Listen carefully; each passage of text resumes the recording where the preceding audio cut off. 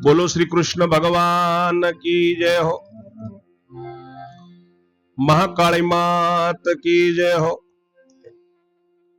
महाभारतनी आ कथा सांभळनार सर्वे श्रोताजनोने અને ભાવિક ભક્તજનોને મારા શંકરપુરીના ઓમ નમો નારાયણ।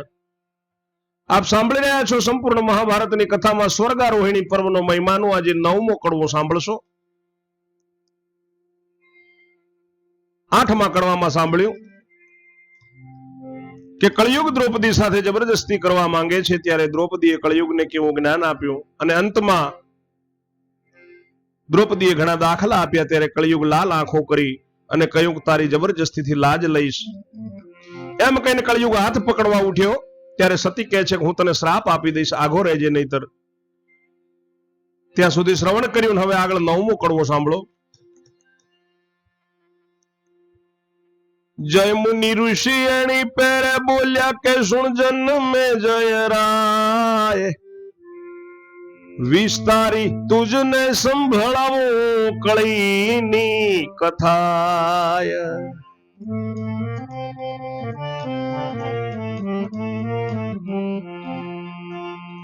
जाम्यो जाण्यो रे मुझने श्राप जदेश ने कामिनी ने थयो कोप, एवं समझीने कपटी कळियुग त्याथी थयो से अलोप।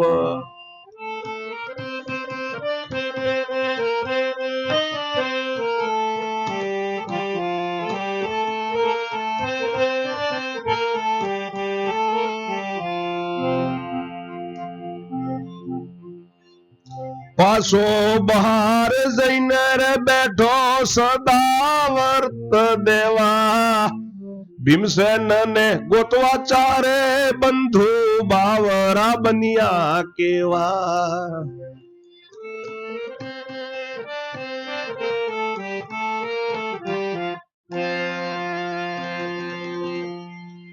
जैमिनी ऋषि जन्मेजय राजा ने कहे छे कि कलयुग ની કથા સાંભળો। કળિયુગે જાણ્યું કે મને આ શ્રાપ આપશે, એવું સમજીને કપટી કળિયુગ ત્યાંથી અદ્રશ્ય થઈ ગયો અને પાછો બહાર જઈ કુવાની અને ત્યાં જે ઝૂંપડીમાં સદાવ્રત આપતો હતો ત્યાં બેઠો છે। આ બાજુ ભીમસેનને શોધવા સારું ચારે ભાઈઓ બાવરા બની ગયા છે। ओ भाइयों भाई करता करता सूटे सूटे जाए, एवामा धर्म ने सहदेव वनमा भेगा थाय।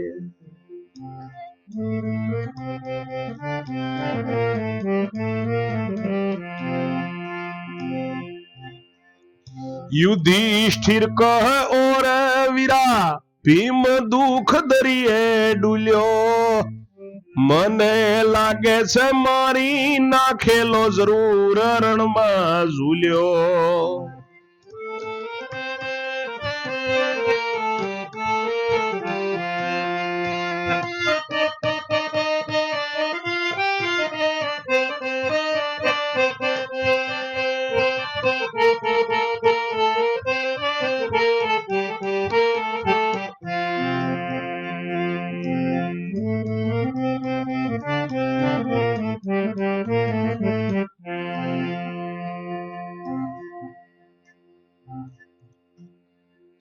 अरे रे बड़ा क्या गयो वृकोंदर वीर, पारथनी कुल जी क्या रखड़ से केम करी रहे धीर। अरे रे रोकड़ी बड़ा ने असुर शू दुख देसे, महासत्यवती सती से ते तो दोत मा जीभ लेसे।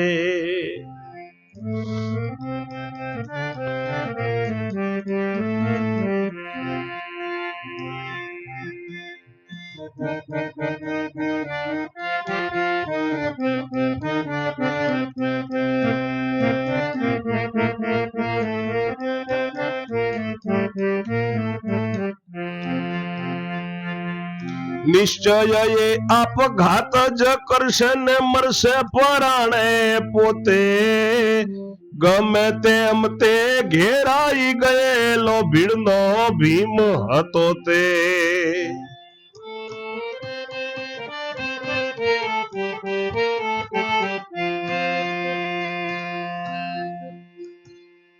નહીં તો નારી લઈને રે પોતે આવી મળ્યો હોય અહીં આપણા દુખે થાય દુખી એવો બીજો કોણ હતો ભાઈ.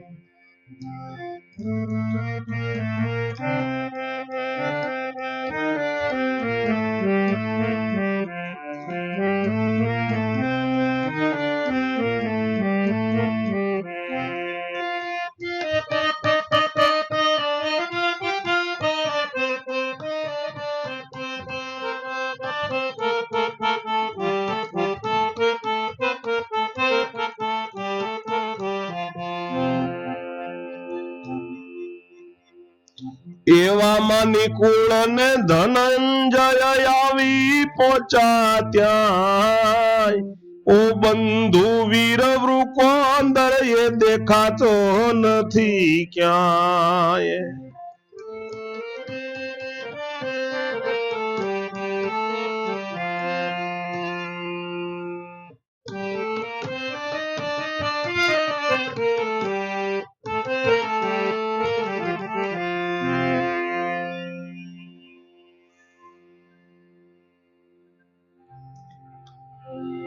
ચારે ભાઈઓ ભાઈ કરતા છૂટે છૂટા જાય છે. એટલામાં ધર્મરાજ અને સહદેવ વનમાં ભેગા થયા.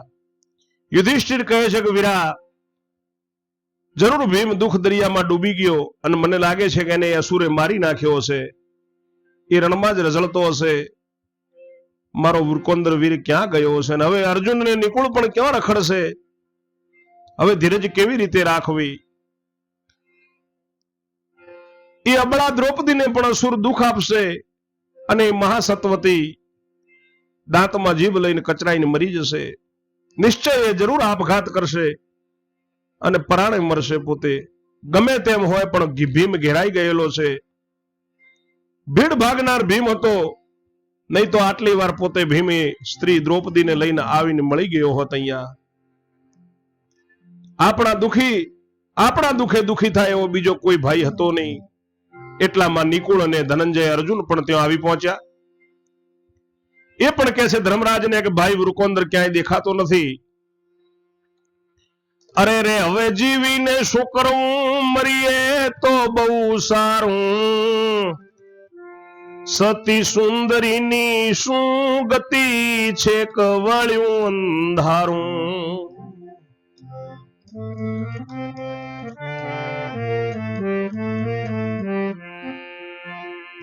એમ કહી અને અર્જુન નિકુળ રડવા લાગ્યા અપાર.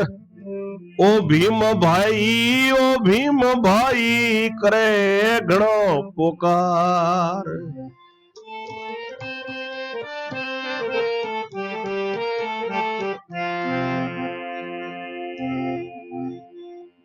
મા બાપે વનમાં જન્મ દીધો ને નગર માએ ભાઈ લાવ્યો. પ્રેમ તણી હવેલીમાં સૌનો જીવ બચાવ્યો.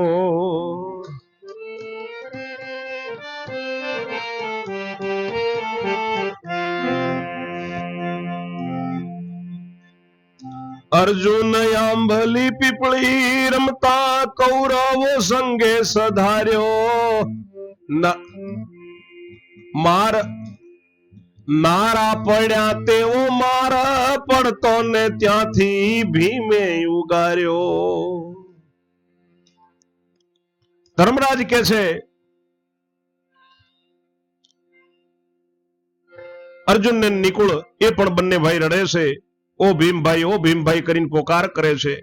ત્યારે ધર્મરાજ કહે છે કે મા બાપે વનમાં જન્મ આપ્યો, પરંતુ નગરમાં એ ભાઈ આપણને લાવ્યો હતો અને લાખા ભુવનમાં પ્રેમને હવેલીમાં બધાનો એને જીવ બચાવ્યો હતો. અર્જુન પણ આંબલી પીપળીની રમત રમવા કૌરવો સંગે જાતો ત્યારે એને મોટા મોટા નારા પડ્યા હતા, એવો માર પડ્યો હતો અને ત્યાંથી ભીમે જ ઉગાર્યો હતો. લાખા ભુવનથી સૌને યુગાર્યા ને હેડંબાસુર હરી ગયો. ત્યાં આવીને એને બચાવ્યા, ઘણો દુખી થયો.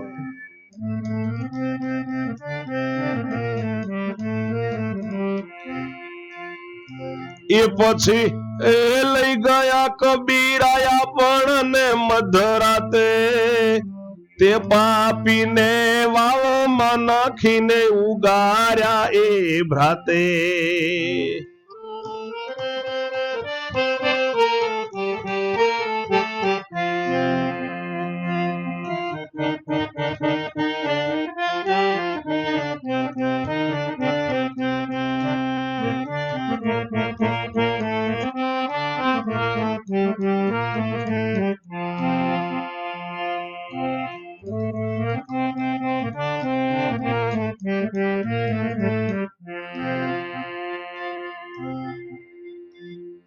બીજા જીવો ઘણા યુગાર્યા ને કહેતા ન આવે પાર. ભીડ વેળાએ ભાઈ એ તો સુરાનો સરદાર.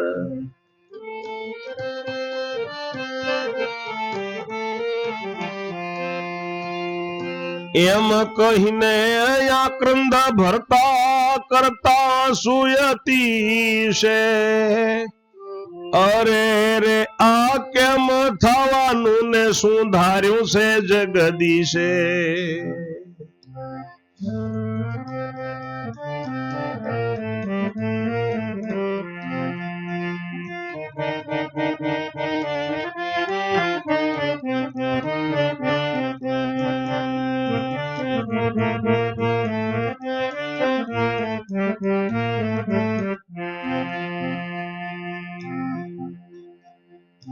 એવું એવું સાંભળીને રડે છે હૈયા ફાટ.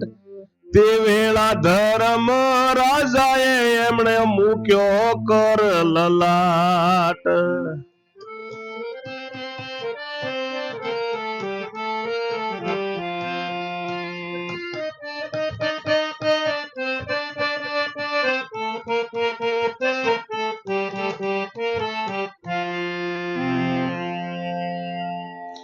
લાખા ભુવન માંથી ઉગાડ્યા પછી હિડમ્બાસુર હરી ગયો. ત્યાં આવીને એને બચાવ્યા. ઘણો દુઃખી થયો આપણો ભાઈ ભીમ.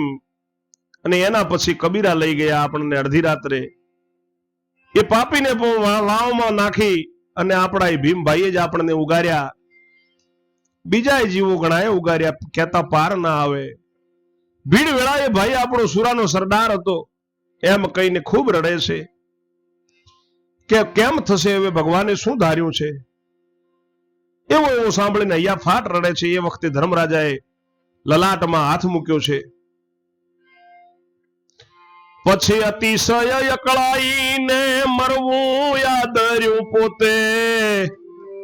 સહદેવ પ્રત્યે કહેવારે લાગ્યા ધર્મરાજા રોતે રોતે.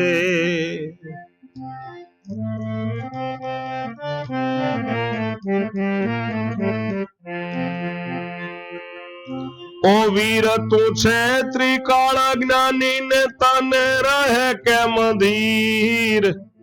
સાચું કહેજે ક્યો આગળ છે વાલો વૃકોંદર વીર.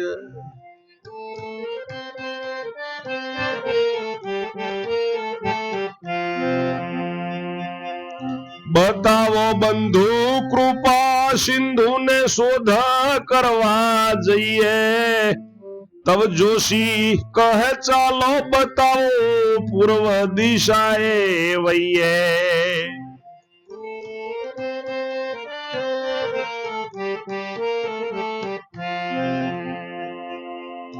એમ કહ્યું ત્યારે સર્વે ઉઠ્યા ને પૂર્વ દિશાએ જાય. વૃક્ષ સાથે વૃકો અંદર તો બંધન છે મહાકાય.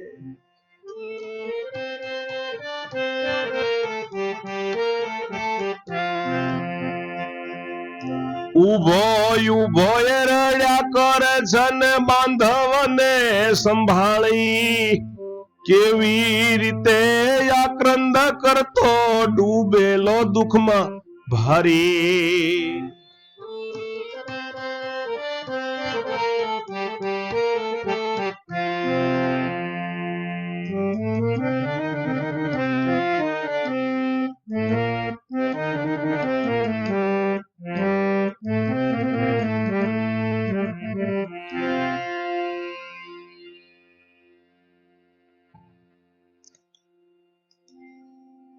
ધર્મરાજા અતિશય અકળાઈને હવે કે મરવું જ છે, મરવાનું આદર્યું પોતે, ત્યારે સહદેવને કહે છે. ધર્મરાજા રોતા રોતા કહે છે કે વીરા સહદેવ, તું ત્રિકાળ જ્ઞાની છે, સાચું કહેજે, ભીમ ક્યાં છે? આપણો વૃકોંદર વીર ક્યાં છે?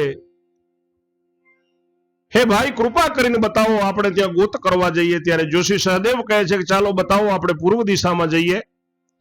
એમ કહ્યું ત્યારે ચારે ભાઈઓ ઉઠ્યા છે અને પૂર્વ દિશામાં જાય છે.